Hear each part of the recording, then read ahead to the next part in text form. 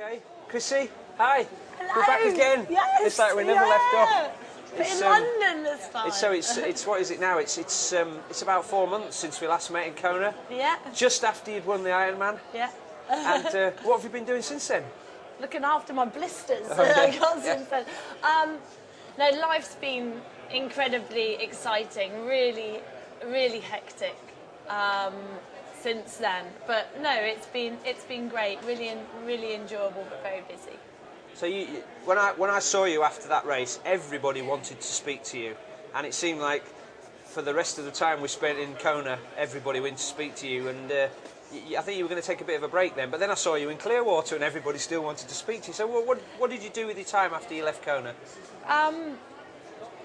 I came back to the UK for a little while and met with my manager Ben Mansfield, and just spent some time with my friends and my family. Had a little bit of downtime. I wasn't really training that hard. I wanted to go out to Clearwater to support some people that I knew that were racing, to show my face, to be on the other side of the fence, and just show my support for the sport. So I went over there. And then I was back into training a couple of weeks in Thailand. I did Laguna Phuket, which wasn't a great race for me, but really enjoyable. And since then, I've been in the UK training hard and getting ready for this season. But I have to say, it feels like the attention still hasn't died down. It's been great. It can be quite exhausting, and I have to manage it very carefully. But no, it's brought me into contact with some fantastic people and given me some great opportunities. So you've been doing most of your training in the UK. So how's that been, sort of being apart from the group that spurred you on to your victory?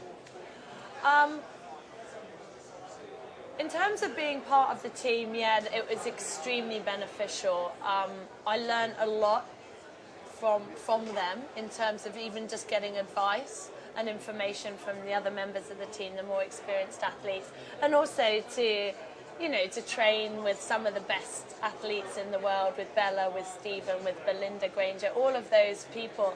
I mean, it's great, and it really pushes you physically and mentally to the limit. So I do miss not being there, and I miss the kind of friendship and the camaraderie that we have. But I've never had a problem training by myself and disciplining myself, following a program and pushing myself. So I haven't found it too hard to actually be back in the UK and to be training on my own. The problems arise because sometimes I push myself too much, and I need to really learn to listen to my body and to rest when I need to. And if I haven't got the kind of control, the direct control of a coach, that's sometimes quite difficult. So I think that's a challenge for me, and I'm looking forward to getting back into the team environment. But yeah, no, the time back in the UK has been great. I love being home. I love being with my friends and my family. And you can train here as well as anywhere, I think. Yeah. Okay. So, how have you dealt with the fame then this year? I've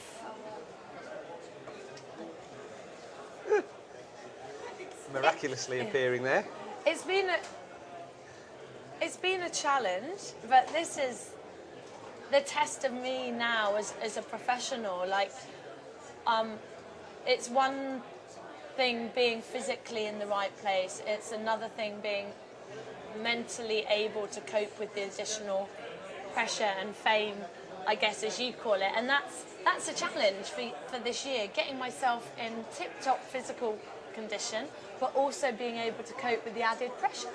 And I hope that I can rise to that challenge, and I look forward to it.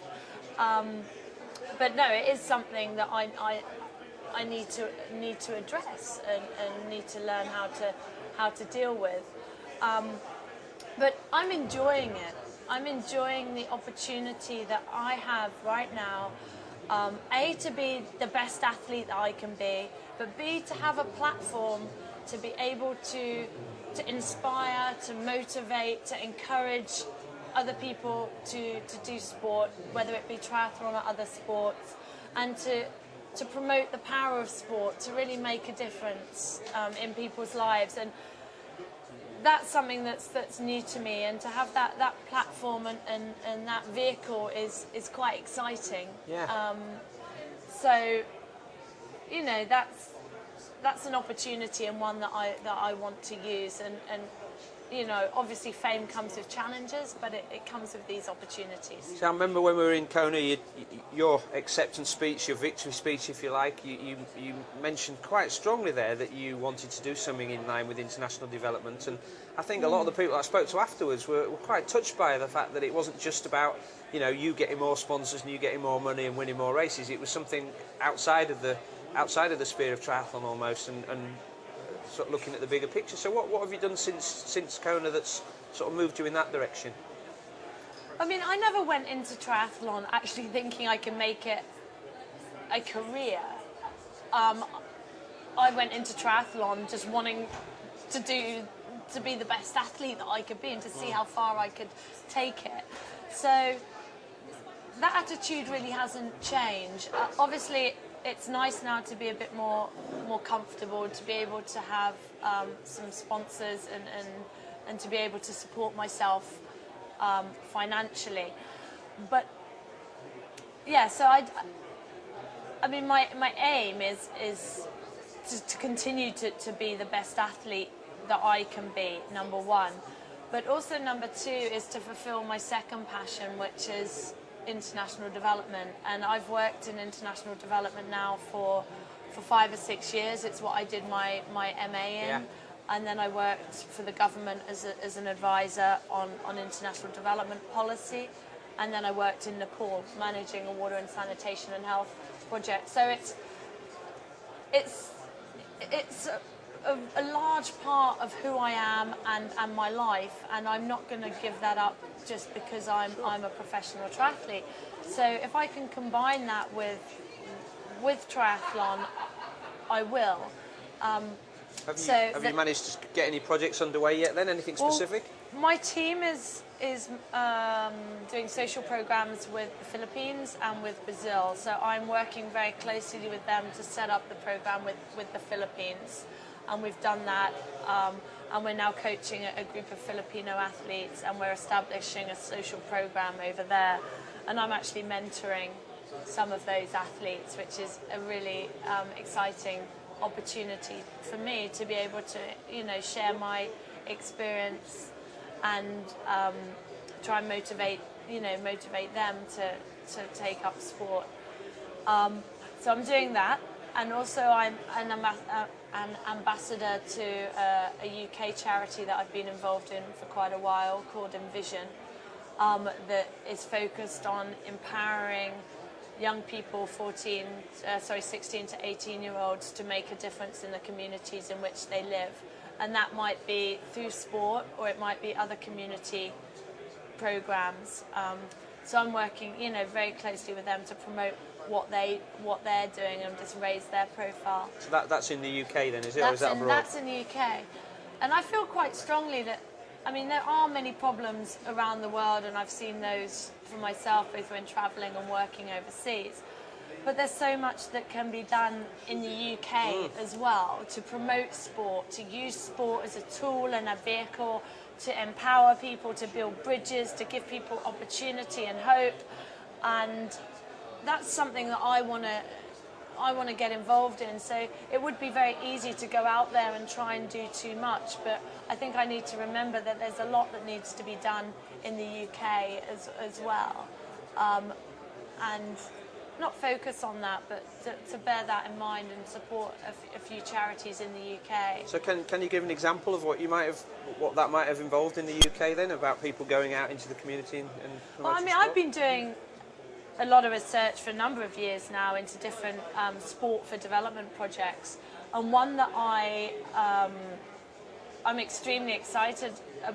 I've been reading about and extremely excited about is an organisation called Street League that works with homeless, works with drug-affected, socially marginalised people, and allows them the opportunity to play structured sport, and in this case it's football. So they provide an area, a pitch, and an atmosphere where these people can come and play sport in a structured environment and just enjoy themselves. But they also provide the opportunity for these people to train as coaches. Right. So enabling socially marginalised groups to actually gain a skill. Yeah. And to me, that's the power of sport, that it's bringing people together, it's giving people hope and opportunity to have fun and maybe to learn new skills. One of my kind of ambitions in the future is to do something similar but with swim, bike and run. So to start up something that will enable especially people from socially marginalised groups, ethnic minority groups, the homeless, economically disadvantaged children, and give them access to swim, bike and run, whether that could be persuading a cycle company to give up some second-hand bikes and take the kids to Richmond Park and let them whiz around Richmond Park for an hour, and then let them take the bike apart and put it back together again. You know, just to give children that perhaps don't have so much of an opportunity to play structured sport, that opportunity. And so that's something that I want to look at doing in the future, establishing some kind of organisation that does that. But I think it's important for me now not to try and do too much. I mean, I can do a little bit now, and but I think it's important for me to focus on what's, you know, what else is important, and that's achieving my sporting goals. Sure, and that was my next question, is at what point do you sort of put that stuff into the back seat, if you like, and then start to focus more on your racing and training for 2008 so you can go back to Kona and be the best athlete again? Yeah, I don't want it ever to take a back seat, because it's an intrinsic part of who I am, and it's what drives me. It's about getting the balance right. The key for me this year is not to win Kona. Right. The key for me is to improve. I can get faster at swim, bike and run, and I can run faster than a 2:59. So what's important for me is that I get better. If that means that I come in first at Kona, then that's absolutely awesome. If that means that it only gets me a third, then I've been the best that I can be, and the other girls have been better on sure. the day. But also, I've got to, you know, I can't focus solely on Kona. I think that puts too much pressure on me mentally. So I want to concentrate on the other races. I'm doing Ironman Australia in April, Ironman Frankfurt in July, and then Kona. And for each of those races, when I toe the line, I'm going to be in the best physical shape that I can be, and I will be, you know, be going out to win every one of them. Whether I do or not is another matter, because the girls, all of them are incredibly strong. But the focus is not solely on Kona; it's on those other two races as well. Okay, so when you're travelling around the world, are you going to be in Australia? Then you're going to be in Europe. Does that mean your training bases are going to be moving around as well? My